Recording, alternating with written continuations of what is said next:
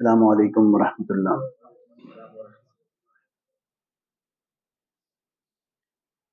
الحمد للہ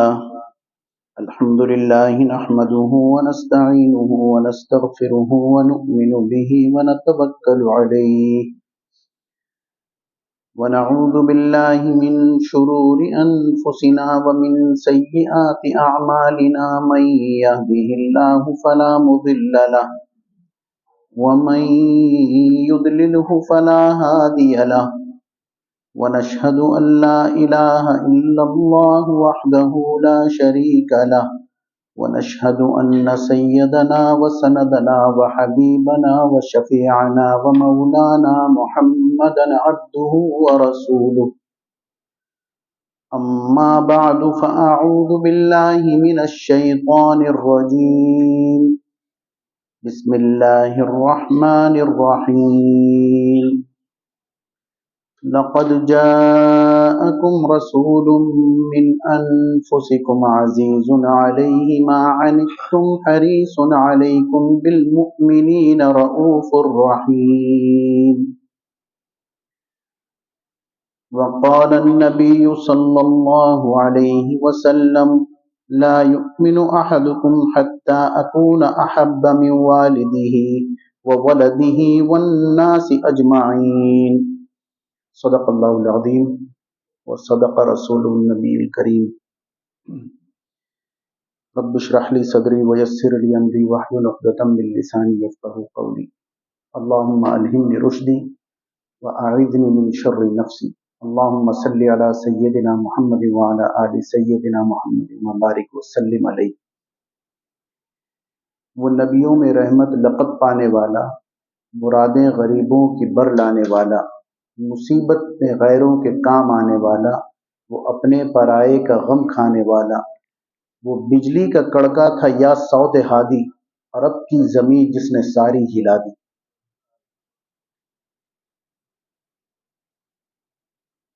کون ہے وجہ تخلیق کون و مکان، اور کوئی نہیں ہے حضور آپ ہیں۔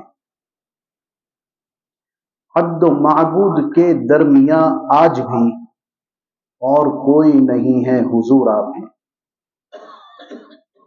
ہر عبادت کی جان شامل ہر اذاں، اور کوئی نہیں ہے حضور آپ ہیں۔ ہر عبادت کی جان ہیں آپ صلی اللہ علیہ وسلم۔ رسول اللہ صلی اللہ علیہ وآلہ وسلم سے محبت میرے دوستو ہمارے ایمان کا تقاضا ہے۔ ہمارا ایمان مکمل ہو نہیں سکتا جب تک کہ نبی کریم صلی اللہ علیہ وآلہ وسلم سے محبت نہ ہو۔ میں نے قرآن حکیم کے ایک جز کی تلاوت کی، لقد جاءکم رسول من انفسکم۔ لقد تحقیق۔ اب ہمیں زیادہ اس میں سوچنے کی، غور و فکر کی اجازت نہیں ہے۔ اللہ خود فرما رہے ہیں، لقد سے بات شروع کی، جاءکم تم میں آئے، رسول ایک رسول، یعنی تم کہتے ہیں تکلیفوں کو، جو تمہاری تکلیف کو دیکھ کر تکلیف میں آ جاتے ہیں، اور حریص ہے تمہاری بھلائی کے، چاہنے والے ہیں تمہاری بھلائی کے، اسی طریقے سے تمہیں بھلائی نصیب ہو جائے، اسی طریقے سے۔ خانہ کعبہ میں کچھ کفار آئے، انہوں نے کہا کہ اگر صفا کی پہاڑی آپ سونے کی اللہ سے کہہ کر بنوا دیں، جہاں سے سعی شروع ہوتی ہے، اگر وہ سونے کی ہو جائے تو ہم تم پر ایمان لے آئیں گے۔ آپ صلی اللہ علیہ وسلم نے دعا فرمائی کہ اے اللہ، یہ قوم چاہتی ہے کہ آپ صفا کی پہاڑی کو سونے کا بنا دیں، یہ ایمان لے آئیں گے۔ آپ صلی اللہ علیہ وسلم نے حضرت جبرائیل علیہ السلام تشریف لائے اور آپ صلی اللہ علیہ وسلم سے عرض کیا کہ اللہ تبارک و تعالیٰ فرماتے ہیں اگر یہ میں سونے کی بنا دوں تو یہ فوراً ایمان اگر نہ لے کے آئے یہ معجزہ دیکھ کے تو میرے عذاب کا کوڑا ایک لمحے میں برسے گا۔ اور دوسری صورت یہ، اللہ کو تو معلوم تھا کہ یہ اس لیے کہ آپ کے چچا زاد بھائی اور خالہ زاد بھائی فتح مکہ کے موقع پر جب آئے تھے یہ وہی تھے۔ آپ صلی اللہ علیہ وسلم نے فرمایا رحمت للعالمین ہونے کے باوجود آپ صلی اللہ علیہ وسلم کو وہ وقت اپنا یاد آ گیا جب ان دونوں نے یہ کہا تھا کہ آپ چڑھ جائیے سیڑھی پر، لکھوا لیجئے اللہ سے کہ آپ اللہ کے نبی اور رسول ہیں، ہم پھر بھی ایمان نہیں لائیں گے۔ انہوں نے تکالیف دی تھی آپ کو، وہ وقت یاد آ گیا۔ تو ان کی فطرت اللہ جانتے تھے کہ یہ وہ قوم ہے جو معجزہ، کھلا معجزہ دیکھیں گے لیکن پھر بھی ایمان نہیں لائیں گے۔ قرآن حکیم معجزہ ہے۔ معجزہ کہتے ہیں عاجز کر دینے والی چیز کو، جو انسان کی عقول کو عاجز کر دے، وہ ہے معجزہ۔ قرآن حکیم کیسا عجیب معجزہ ہے کہ ہم اپنے کلام میں کسی بات کو اگر دہرائیں تو وہ کلام کی خوبصورتی کو ختم کر دیتا ہے دہرانا۔ جیسے میرے پاس حسن صاحب آئے، حسن صاحب بیٹھے، میں نے حسن صاحب سے یہ کہا، حسن صاحب نے مجھے یہ جواب دیا، تو سننے والا کہے گا کہ بس یہ بار بار تکرار کیوں ہو رہی ہے؟ اس لیے انگریزی ہو یا اردو یا کوئی بھی زبان ہو، پہلی دفعہ نام کا ذکر کرنے کے بعد پھر مخاطب کا انداز بدل جاتا ہے، پھر تخاطب اس طرح ہوتا ہے کہ وہ I went to the doctor, I went to doctor Akmal, he was there، پھر ہی آتا ہے یا دی ڈاکٹر، اس طرح آئے گا۔ اردو میں وہ میں ان کے پاس، میں ڈاکٹر فلاں کے پاس گیا، وہ اتنی دیر میں آئے، انہوں نے مجھے دیکھا، یہ ہے کلام کی بلاغت۔ معجزہ کیوں ہے کہ اللہ تبارک و تعالی بار بار مشتبہ آیات آ رہی ہیں، بار بار ایک جیسی آیات آ رہی ہیں، لیکن انسان کو پڑھتے ہوئے اور سنتے ہوئے کوئی تکلیف نہیں ہوتی، اور اس میں نکھار پیدا ہوتا ہے۔ فَبِأَيِّ آلَاءِ رَبِّكُمَا تُكَذِّبَانِ، ایک دفعہ اللہ نے بتا دیا کہ اے جن و انس تم اپنے پروردگار کی کون کون سی نعمت کو جھٹلاؤ گے، تو اب بعد میں نعمتوں کا ذکر ہوتا، لیکن ہر نعمت کے بعد اللہ نے اس کی تکرار کی 28 مرتبہ، فَبِأَيِّ آلَاءِ رَبِّكُمَا تُكَذِّبَانِ۔ اس کا مطلب یہ ہے کہ ہر فَبِأَيِّ آلَاءِ رَبِّكُمَا تُكَذِّبَانِ کا معنی مفہوم الگ ہے اس پچھلی آیت کے تناظر میں۔ یہ ہے معجزہ۔ تو آپ صلی اللہ علیہ وسلم کے معجزے دیکھتے تھے، لیکن کیا ایمان لے آئے کفار؟ بس جن کی قسمت میں اللہ نے لکھا تھا، جن کا نصیبہ اللہ نے بدلنا تھا، وہی ایمان لے کے آئے، اور انہیں کسی معجزے کی ضرورت بھی نہیں تھی۔ حضرت ابوبکر صدیق رضی اللہ تعالیٰ عنہ پہلے صحابی، معجزے کی کوئی ضرورت نہیں، انہوں نے کوئی معجزہ اپنے طور پہ دیکھ لیے ہوں گے، لیکن بس ایمان لے آئے۔ تو آپ صلی اللہ علیہ وسلم کو جب یہ بتایا گیا کہ یہ صفحہ سونے کا ہو جائے گا، لیکن اگر یہ فوراً ایمان نہ لائے تو ایک لمحے میں عذاب آئے گا ان کے اوپر۔ اور دوسری صورت اللہ تبارک و تعالیٰ نے بتائی، حضرت جبرائیل علیہ السلام نے عرض کیا کہ یا دوسری چیز یہ ہے، دوسری صورت یہ ہے کہ آپ اپنی امت کے لیے استغفار کا دروازہ کھول کے رکھیں کہ جس سے جتنے گناہ ہو جائیں وہ معافی مانگ لے، اللہ تعالیٰ معاف کر دیں۔ میں آپ کو یہ بتا رہا ہوں کہ کس طرح سے رسول اللہ صلی اللہ علیہ وسلم ہماری کامیابیوں کے حریص تھے اور ہماری تکلیفوں پہ رنجیدہ ہوتے تھے۔ آپ صلی اللہ علیہ وسلم نے دوسری بات فرمائی کہ جبرائیل میں یہ چاہتا ہوں کہ میری امت، پتہ تھا کہ امت کس طرح کیسی ناہنجار ہوگی، تو امت استغفار کرتی رہے، اللہ تعالیٰ وہ دروازہ کھلا رکھے۔ انہیں تو مسلمان ہونا ہے نہیں ہونا ان کا تو پتہ نہیں۔ قرآن حکیم کی تفسیر حدیث ہے۔ حضرت عائشہ صدیقہ رضی اللہ تعالیٰ عنہ سے چند لوگوں نے پوچھا کہ آپ صلی اللہ علیہ وسلم کے اخلاق کیا ہیں، تو انہوں نے فوراً کہا ما تقرأ القرآن، کیا تم نے قرآن نہیں پڑھا؟ جو کچھ قرآن ہے وہی رسول اللہ صلی اللہ علیہ وسلم کے اخلاق ہیں۔ اس آیت کو لقد جاءکم رسول من انفسکم عزیز علیہ ما عنتم حریص، اس کو اب جوڑیے اس حدیث سے جو میں نے ابھی آپ کے سامنے خطبے میں پڑھی، لا یؤمن احدکم، تم میں سے کوئی شخص ایمان والا ہو نہیں سکتا۔ حضرت عمر رضی اللہ تعالیٰ عنہ بیٹھے تھے اور عرض کیا یا رسول اللہ، آپ مجھے میرے ماں باپ سے زیادہ محبوب ہیں، آپ مجھے میری اولاد سے زیادہ محبوب ہیں، آپ مجھے سخت گرمی میں ٹھنڈے پانی جو پیاس لگتی ہے اور ٹھنڈا پانی محبوب ہوتا ہے اس سے زیادہ آپ مجھے محبوب ہیں، لیکن آپ مجھے میری جان سے زیادہ محبوب نہیں ہیں۔ جب میں غور کرتا ہوں تو پتہ چلتا ہے کہ میری جان زیادہ محبوب ہے مجھے۔ آپ صلی اللہ علیہ وسلم خاموش ہو گئے۔ تھوڑی دیر کے بعد عمر رضی اللہ تعالیٰ عنہ نے اپنے آپ کو ٹٹولا، کمبھالا اور پھر کہا کہ یا رسول اللہ، اب آپ مجھے میری جان سے بھی زیادہ عزیز ہیں۔ دیکھ لیا کہ کوئی ایسا وقت آ گیا کہ رسول اللہ صلی اللہ علیہ وسلم پر مشکل آئی تو میں اپنی جان دے دوں گا یا نہیں؟ فوراً جواب ملا اندر سے کہ دے دو گے جان، ایک جان کیا 100 جان بھی ہو تو دے دیں گے۔ کہا کہ یا رسول اللہ، اب مجھے اپنی جان سے زیادہ آپ عزیز ہیں۔ آپ صلی اللہ علیہ وسلم نے فرمایا الآن یا عمر، اب عمر تم اس مقام پہ پہنچے ہو۔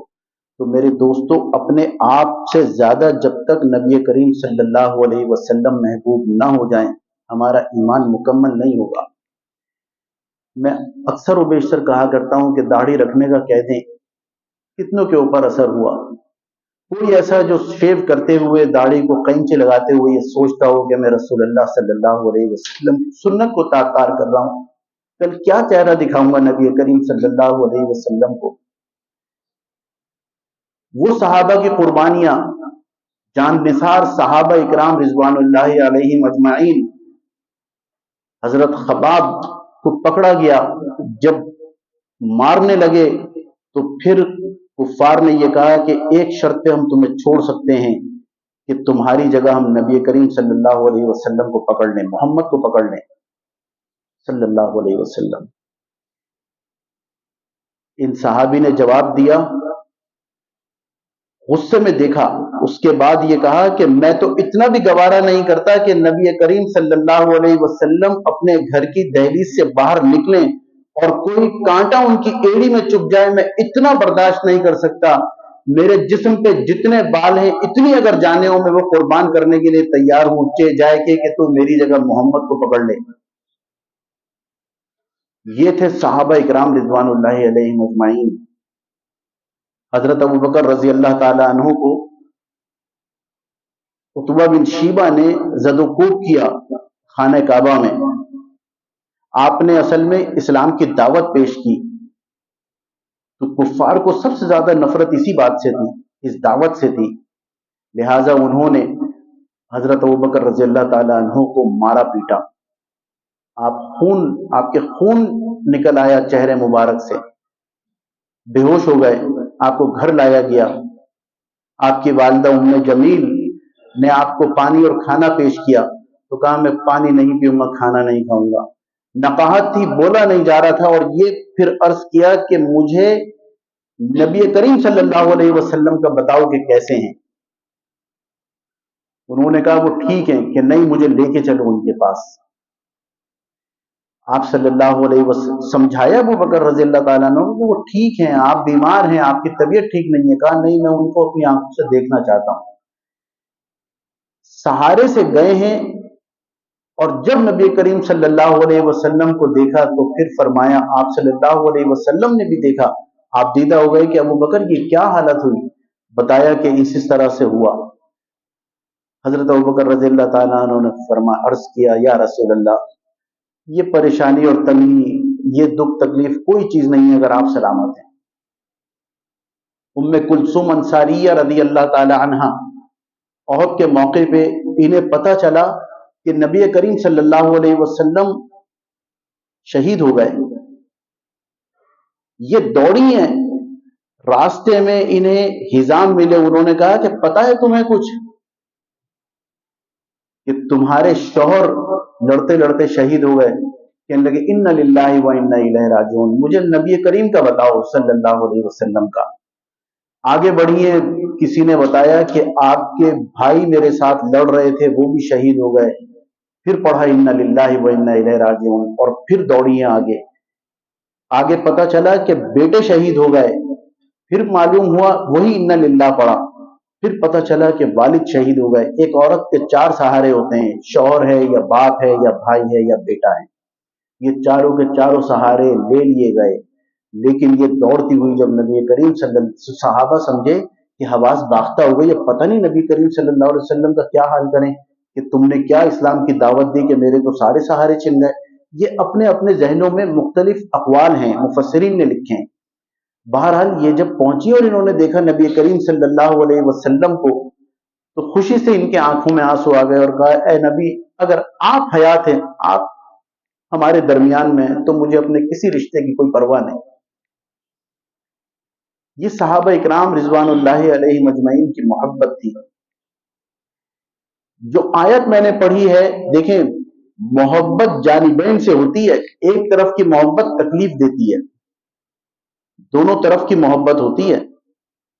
जब नबी करीम सल्लल्लाहु अलैहि वसल्लम ये फरमा रहे हैं कि ला युमिनु अहदुकुम हत्ता अकुना अहब्ब इलैहि मिन वालिदिही व वलदिही वन्नासी अजमईन, कोई शख्स उस वक्त तक मोमिन नहीं हो सकता जब तक कि मैं महबूब ना हो जाऊं हर एक से, व नफ्सी ही, उसकी अपनी जान से भी ज्यादा महबूब ना हो जाऊं। इसका मतलब यह है कि जब तकाज़ा मोहब्बत है उम्मती से, तो नबी करीम सल्लल्लाहु अलैहि वसल्लम को भी आप अपनी उम्मत से बहुत मोहब्बत होगी।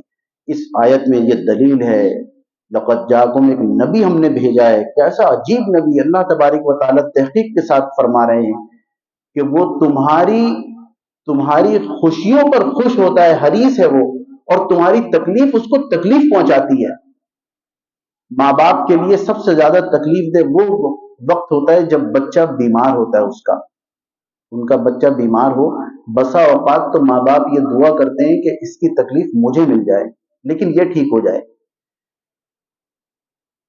आप सल्लल्लाहु अलैहि वसल्लम को एक रिवायत है, मफहूम है कि अपनी उम्मत से माओ से 70 गुना ज्यादा मोहब्बत है। इतनी मोहब्बत करते हैं रसूलुल्लाह सल्लल्लाहु अलैहि वसल्लम, और उस मोहब्बत का बदला हम क्या दे रहे हैं। एक सहाबी हैं हजरत सोबान रजी अल्लाह ताला अन्हु, आप सल्लल्लाहु अलैहि वसल्लम के पास कई दिन के बाद तशरीफ लाए। चेहरे की रंगत पीली थी, आंखें धसी हुई थी, कमजोर हो गए थे। आपने देखते ही फरमाया, सोबान ये क्या हाल बना रखा है। कहा, या रसूल अल्लाह, ना खाने में दिल लगता है, ना खाया जाता है, ना पिया जाता है कुछ। दिन भर गमगीन रहता हूँ, फिक्रमंद रहता हूँ। कि किस बात पे गमगीन रहते हो। सोबान रजी अल्लाह ताला अन्हु का जवाब सुनिए। अल्लाह ताला इन बातों को हमारे दिलों में उतार दे और हमें अमल करने वाला भी बना दे। उनका जवाब दिल के कानों से सुनने की जरूरत है मेरे दोस्तों। उन्होंने अर्ज किया, या रसूल अल्लाह, हम आपको यहां देखते हैं, आपसे यहां मिलते हैं, अपनी आंखों को ठंडा करते हैं। कल आप जन्नत के आला दर्जे पे होंगे, नबियों के साथ होंगे। अव्वल तो मुझे पता नहीं कि मैं जन्नत में जाऊंगा नहीं जाऊंगा, अगर चला भी गया तो कहां मैं कहां आप, आपसे मुलाकात हो भी सकेगी या नहीं। बस इस फिक्र ने मुझे मेरा खाना पीना छुड़वा दिया। ये फिक्र थी उन सहाबी को, हजरत सौबान रजी अल्लाह ताला अन्हु को, कि आप के खाना पीना छोड़ दिया उन्होंने कि कल जन्नत में पता नहीं क्या होगा, हम कहां होंगे, मिलेंगे नहीं मिलेंगे, यहां तो हम मिल लेते हैं। हजरत उस्मान रजी अल्लाह ताला अन्हु सुलह हुदैबिया के मौके पर مکہ مکرمہ مذاکرات کرنے گئے. مسعود بن عروہ الثقفی، یہ قریش کے بہت بڑے ذہین آدمی تصور کیے جاتے تھے. اس شخص کو بھیجا کہ جاؤ دیکھ کے آؤ، مذاکرات کر کے آؤ، معاہدہ کر کے آؤ محمد صلی اللہ علیہ وسلم سے. یہ آئے ہیں. ادھر عثمان غنی رضی اللہ تعالیٰ عنہ مسلمانوں کی طرف سے مکہ گئے ہیں. آپ کی پنڈلی سے اوپر تھا آپ کا ازار. تو قریش مکہ نے کہا کہ یہ کیا حالت بنا رکھی ہے. انہوں نے کہا میں نے رسول اللہ صلی اللہ علیہ وسلم کو ایسا ہی دیکھا ہے. آج کا امتی میرے دوستوں اپنی پتلون شلوار ازار کو ٹخنوں سے اوپر کرتے ہوئے حیا کرتا ہے کہ لوگ کیا کہیں گے. عثمان رضی اللہ تعالیٰ عنہ سے کفار نے کہا کہ آپ یہاں آ گئے تو آپ طواف کریں، عمرہ کریں. حضرت عثمان رضی اللہ تعالیٰ عنہ نے فرمایا کہ جب میرے نبی کو یہ اجازت نہیں ملی تو میں کیسے عمرہ کر لوں. ادھر صحابہ اکرام میں یہ بات پھیل گئی کہ عثمان بڑے کامیاب ہو گئے، قسمت والے ہیں، عمرہ بھی کر رہے ہیں، طواف بھی کر رہے ہیں، اور ادھر ان کی طرف سے بیعت لے رہے نبی کریم صلی اللہ علیہ وسلم. آپ صلی اللہ علیہ وسلم کے کانوں میں یہ آواز آئی کہ عثمان عمرہ کریں گے. آپ صلی اللہ علیہ وسلم نے فرمایا کہ عثمان عمرہ نہیں کر سکتے، طواف نہیں کر سکتے. کہا کیوں یا رسول اللہ؟ کہا کہ مجھے معلوم ہے میرے بغیر عثمان عمرہ اور طواف نہیں کریں گے. جب واپس آئے پوچھا تم نے طواف کیا؟ تو انہوں نے یہی جواب دیا کہ نبی کریم کے بغیر میں کیسے کرتا طواف اور عمرہ. تو عروہ ثقفی نے جا کے یہ بتایا کہ تم کس قوم سے، کفار میں جب واپس گیا تو بتایا کہ تم کس قوم سے لڑ رہے ہو. اللہ کی قسم میں نے قیصر و کسریٰ کے درباروں میں جا کے مذاکرات کیے ہیں. جیسا میں نے نبی کریم صلی اللہ علیہ وسلم کے صحابہ کو دیکھا ہے محبت کرتے ہوئے اپنے نبی سے، ایسا میں نے کسی کو نہیں دیکھا. نبی کریم صلی اللہ علیہ وسلم تھوکتے نہیں ہیں کہ ان کا تھوک جس زمین پہ گرنے نہیں دیا جاتا اور صحابہ اپنے جسموں پر مل لیتے ہیں. آپ وضو کرتے ہیں، آپ کا پانی نیچے نہیں گرتا، لوگ بڑھ کے اس پانی کو اٹھاتے ہیں اور اپنے چہروں پہ مل لیتے ہیں. اس قوم سے لڑو گے تم جو اپنے صحابہ جو اتنا اکرام اور اتنی محبت کر رہے ہیں، وہ تو کچھ بھی کر سکتے ہیں. ایک صحابی ہیں، انہوں نے نہ نماز پڑھی نہ کوئی عبادت کی، کچھ نہیں، کھیتی باڑی کر رہے تھے. قافلہ جا رہا تھا، دیکھا کہ اچھے لوگ محسوس ہو رہے ہیں، پتا تھا کہ کوئی دین آیا ہے. پوچھا کسی سے کہ یہ کون ہے؟ کہنے محمد ہے. کہ یہ کیا کہتے ہیں؟ کہ یہ کہتے ہیں اللہ کی عبادت کرو، اور دعوت دی. وہ آگے بڑے نبی کریم صلی اللہ علیہ وسلم سے ملے، ان کے ہاتھ میں جو بھی تھا، کہنے لگے یا رسول اللہ میں بھی لڑنا چاہتا ہوں. آپ نے اجازت فرمائی. لڑتے لڑتے شہید ہو گئے. آپ صلی اللہ علیہ وسلم نے بعد میں پوچھا کہ وہ شخص کہاں ہے؟ بتایا کہ وہ شہید ہو گئے. دیکھا گیا تو شہید ہو گئے. آپ صلی اللہ علیہ وسلم نے فرمایا میں نے اسے جنت میں جاتے ہوئے دیکھا ہے. کوئی عبادت نہیں کی، صرف نبی کریم صلی اللہ علیہ وسلم کو دیکھا اور آگے چل دیے. شورا قائم ہوئی مدینہ منورہ میں. انصاری بڑے بڑے لوگ جمع ہوئے. عبداللہ بن مسعود چھوٹے صحابی عمر میں. یہ مشاورت ہوئی کہ نبی کریم صلی اللہ علیہ وسلم کے ساتھ اب یہاں کیا کیا جائے، آپ کے اور آپ کے صحابہ کے ساتھ. عبداللہ بن عباس نے عجیب و غریب تقریر فرمائی. کہنے لگے کہ اگر تمہیں اپنے بچوں کو یتیم کرنا ہے تو اس دعوت پہ لبیک کہو اور ان کے ساتھ ہو جاؤ. اگر تمہیں اپنی عورتوں کو بیوہ کرنا ہے تو اس دعوت پہ لبیک کہہ کے ان کے ساتھ ہو جاؤ. اگر یہ نہیں کر سکتے تو آج منع کر دو رسول اللہ صلی اللہ علیہ وسلم کو کہ ہم آپ کا ساتھ نہیں دے سکتے، کوئی بات نہیں، آج منع کر دو. لیکن اگر تم نے کہہ دیا کہ ہاں ہم آپ کے ساتھ ہیں اور کل مصیبتیں آنے پر تم پیچھے ہٹے تو اللہ کی قسم اللہ کے عذاب میں پھر دیر نہیں ہوگی. یہ بچے کی باتیں تھیں.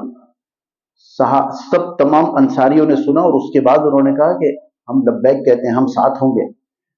عبداللہ بن رواحہ نے احد کے موقع پہ جب آپ صلی اللہ علیہ وسلم جنگی اصطلاحات فرما رہے تھے اور مشاورت دے رہے تھے، تو عبداللہ بن رواحہ رضی اللہ تعالیٰ عنہ نے کہا کہ اے نبی صلی اللہ علیہ وسلم، آپ فکر نہ کیجئے، ہم موسیٰ کی قوم کے نہیں ہیں کہ انہوں نے کہا آپ اور آپ کا رب جانیے۔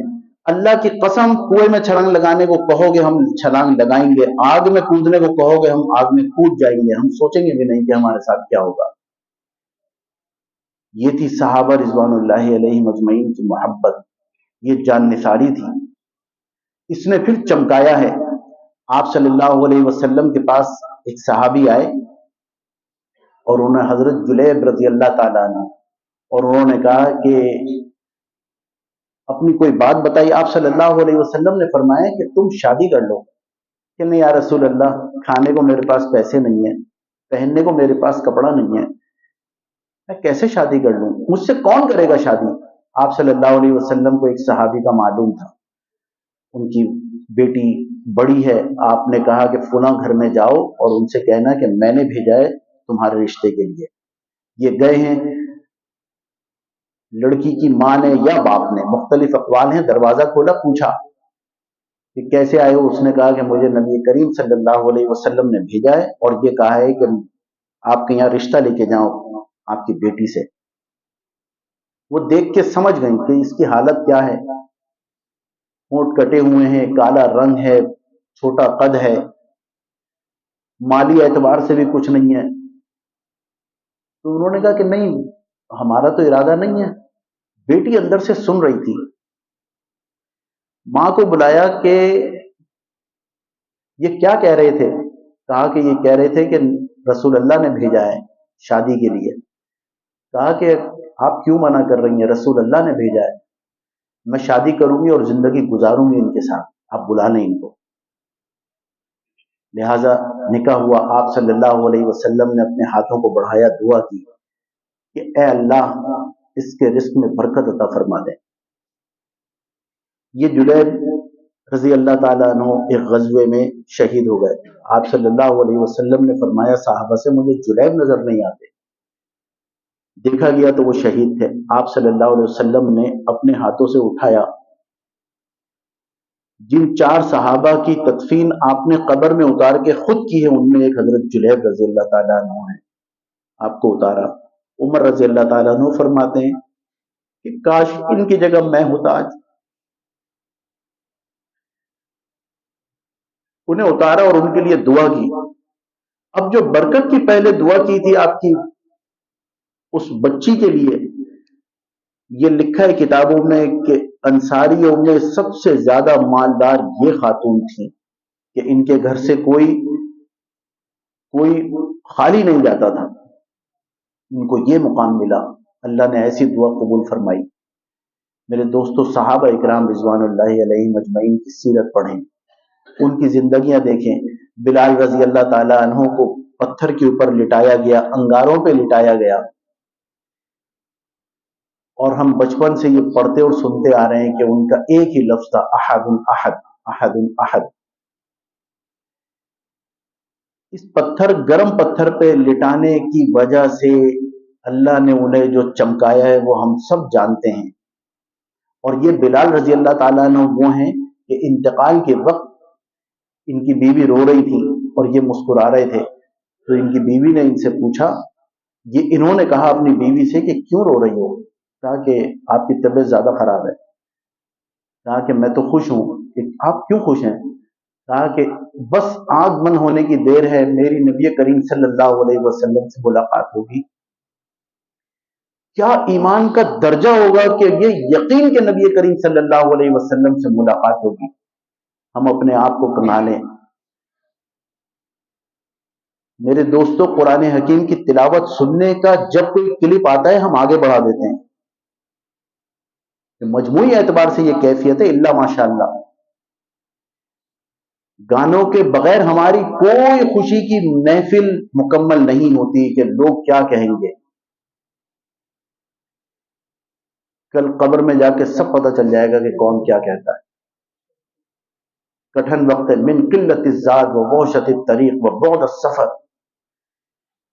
سخت گھاٹی ہے، تنہا جانا ہے، اندھیرا ہے اور سامان تھوڑا ہے ہمارے پاس۔ من قلت الزاد، سامان تھوڑا ہے ہمارے پاس، کیا پیش کریں گے؟ میں اپنا محاسبہ کروں تو ایک سجدہ، ایک رکوع، ایک نماز، ایک تلاوت تجوید کے ساتھ ایسی نہیں ہے کہ میں اللہ کے سامنے پیش کر سکوں کہ یا اللہ میں نے یہ کیا تھا۔ ایک ادب کی کوئی مثال نہیں ہے۔ ہم تو میرے دوستوں علماء کے اوپر انگلیاں اٹھانے میں کوئی دریغ نہیں کرتے، یہ وارث ہیں انبیاء کے، انبیاء کی وراثت میں حصہ ملا انہیں، جن کو نبیوں کی وراثت میں حصہ ملا ہے ان کے اوپر ہم انگلیاں اٹھاتے ہیں۔ تو بس اس مجلس کا، اس محفل کا آج یہ خلاصہ، یہ جسٹ ہے کہ ہم اپنا محاسبہ کریں۔ صحابہ اکرام رضوان اللہ علیہم اجمعین نے جس طرح زندگی گزاری ہے اس کا ہمیں بھی کوئی ایک ذرہ برابر نصیب ہو جائے تو ہماری زندگیاں بھی بدل جائیں۔ یہ بلال رضی اللہ تعالیٰ عنہ جنہیں گرم پتھر کے اوپر لٹایا گیا تھا، اجر کیا ملا انہیں؟ مسجد نبوی کی مؤذن ہونے کا تو شرف ملا انہیں، اس کے علاوہ کیا شرف ملا؟ فتح مکہ کے وقت آپ صلی اللہ علیہ وسلم نے فرمایا بلال چڑھ جائیے بیت اللہ کے اوپر اور اذان دیجئے۔ جس پتھر کے بتانا یہ مقصود تھا کہ جس نے اللہ کے لیے گرم پتھر پہ اپنے جسم کو رکھ دیا، اللہ تعالیٰ نے اپنے گھر کو اس کے پیروں کے نیچے رکھ دیا، یہ اس کو اجر ملا، یہ ان کو اجر ملا۔ اللہ تعالیٰ ہمیں عمل کی توفیق عطا فرمائے۔ وما علینا الا البلاغ المبین۔